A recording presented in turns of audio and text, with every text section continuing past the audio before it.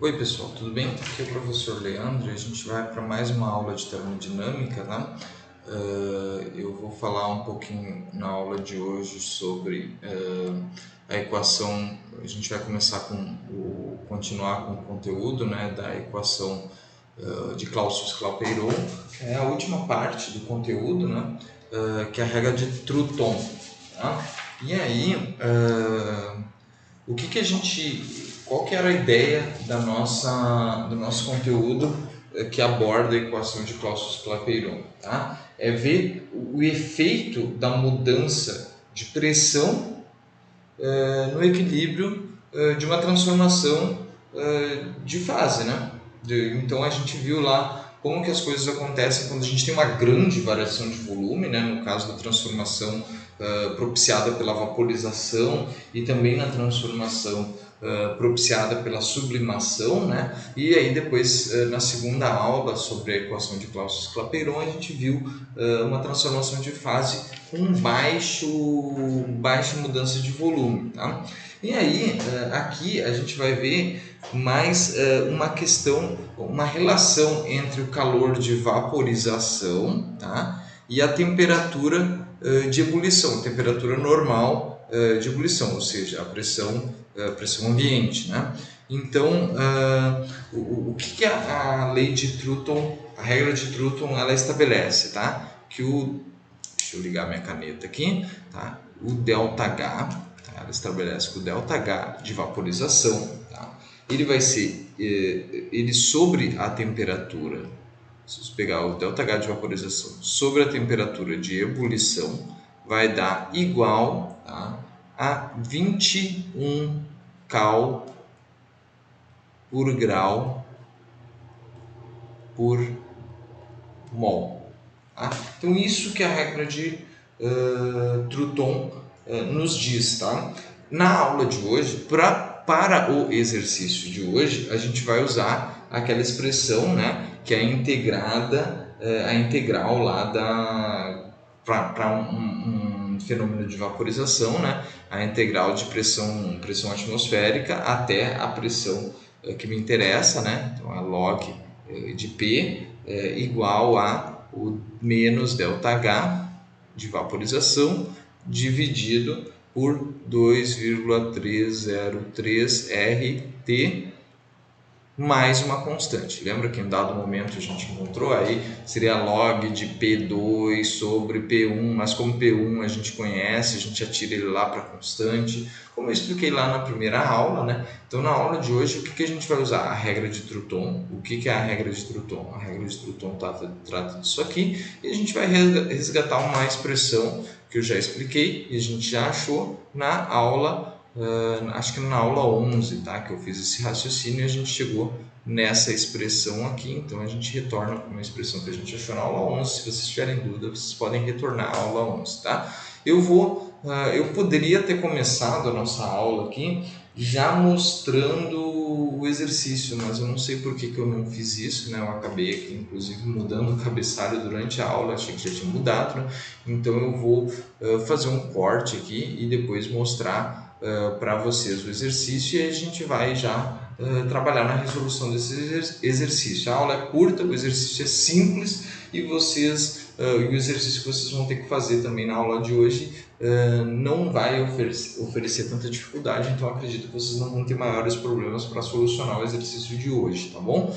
Então eu vou só fazer um corte rápido aqui e aí a gente já vai para a solução do exercício, então eu acredito que até 15 minutos a gente mata a aula de hoje, tá?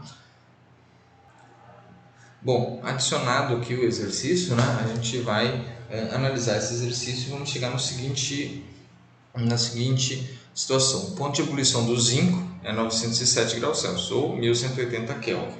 Tá? Calcule a sua pressão de vapor a 800 graus. Então, o P aqui vai ser um P referente aos 800 graus. Tá? E eu vou encontrar a temperatura de ebulição, né? Eu vou usar a temperatura de ebulição para achar o ΔH de vaporização. Tá? Então, eu tenho que fazer isso, né? Calcular a pressão de vapor a 800 graus, assumindo que o zinco segue a regra de Trutton. Tá? Então, a gente sabe que a gente tem a temperatura de ebulição, não sabemos o ΔHV.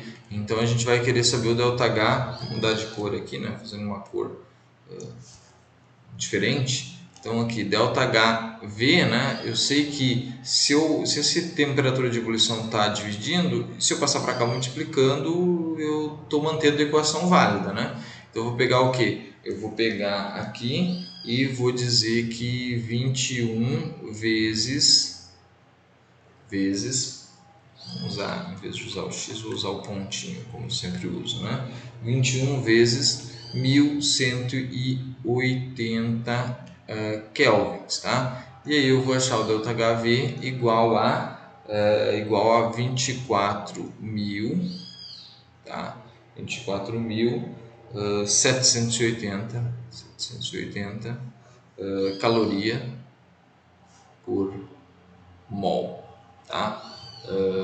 Aqui vocês têm que notar que não é graus Celsius, tá? É graus, o grau Celsius e os graus Kelvin tem o mesmo, a medida 1 grau Celsius tem o mesmo tamanho de 1 grau Kelvin, são medidas diferentes. Mas como a gente está trabalhando em termodinâmica, a gente tem que sempre trabalhar com Kelvin, não dá para usar graus Celsius, tá? Quando a gente tem um ΔT, e aí se a gente botar o ΔT tanto em graus Celsius como em graus Kelvin, vai dar igual, né? Por exemplo, eu não vou fazer o exemplo agora que vai devagar muito, mas vocês podem fazer aí um ΔT, chutar duas temperaturas em Kelvin e aí depois converter elas para Celsius, vocês vão ver que o ΔT, tanto em Kelvin quanto em Celsius, é o mesmo. Por quê? Porque elas têm o mesmo, a unidade tem o mesmo tamanho, mas elas não são a mesma coisa. Vide que 907 graus Celsius é igual a 1180. Então, para efeitos de cálculo, tá? Isso aqui seria graus Kelvin, tá?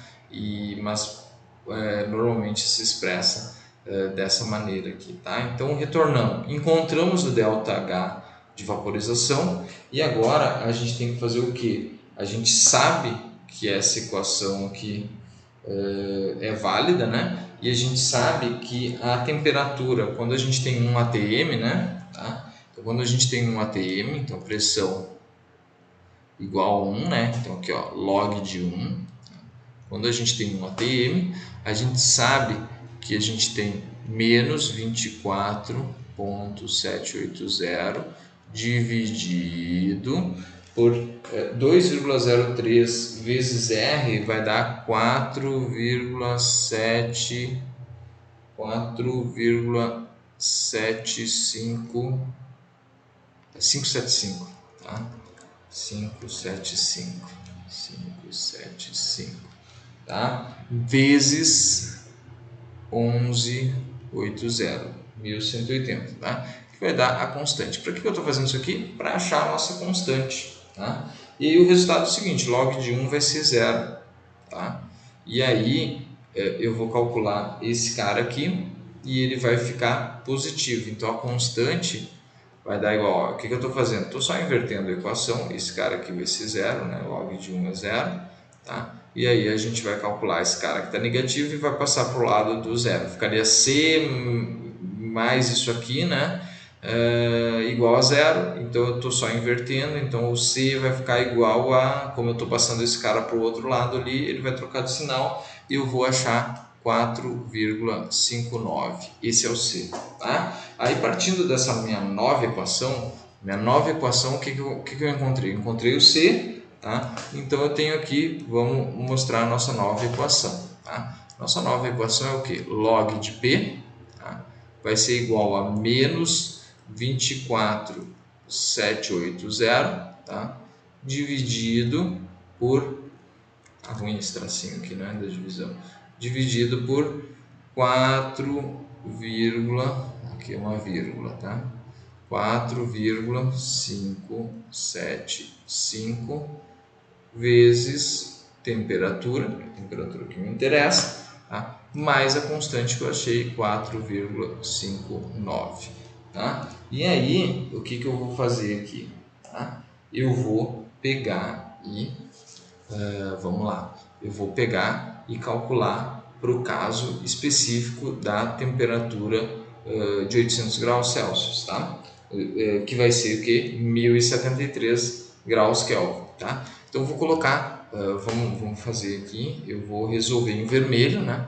Então, vou começar a resolver agora para a pressão que eu quero encontrar, tá? A pressão de vapor. Então, a gente vai para aqui, log de P, tá? É igual a menos 24,780 dividido por 4,575.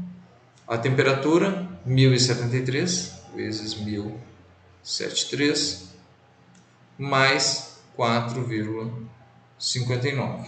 Tá? Isso vai me dar o que? Log de P. Log de P vai ser igual a, se eu resolver essa divisão aqui e somar com esse cara aqui, eu vou chegar em menos 0,4580. Então, o log da pressão é menos 0,4580.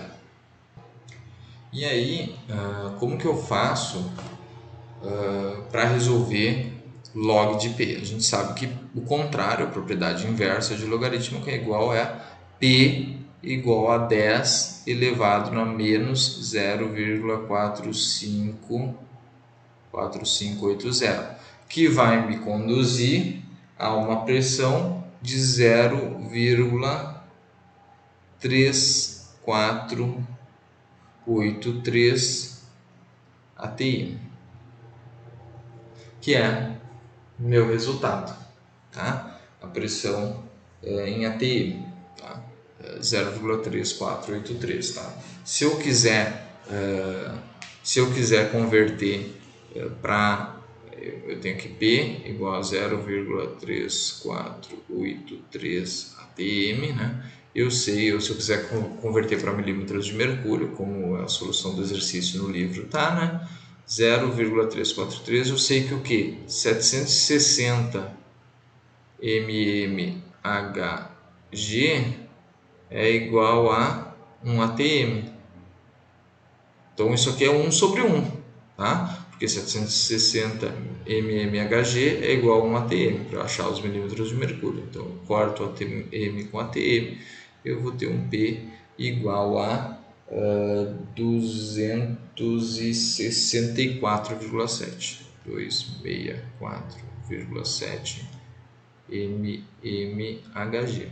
Tá? Então é só uma outra forma de expressar a pressão. Tá? Então isso aqui é o que eu queria que vocês soubessem de equação de Clausius-Clapeyron. A gente está encerrando o nosso conteúdo de equação de Clausius-Clapeyron, tá? E aí a gente vai para mais dois, deixa eu ver aqui, mais dois conteúdos de fugacidade, atividade e constante de equilíbrio para fechar a nossa disciplina, né? Então a gente entra nesses últimos conteúdos, tá? Para fechar a nossa disciplina, não, para fechar a nossa primeira parcial. Então a gente encerra aqui com mais duas aulas, tá? De fugacidade, atividade e equilíbrio, e constante de equilíbrio, né? E aí vocês já estão prontos para fazer a prova da primeira parcial, tá bom? Então a gente vai seguindo na próxima aula, mais duas aulinhas, tá? E se vocês não entenderem alguma coisa dessa aula ou se não conseguirem fazer o exercício, vocês podem me procurar para a gente ajudar a destrancar eventualmente alguma dificuldade que vocês tenham.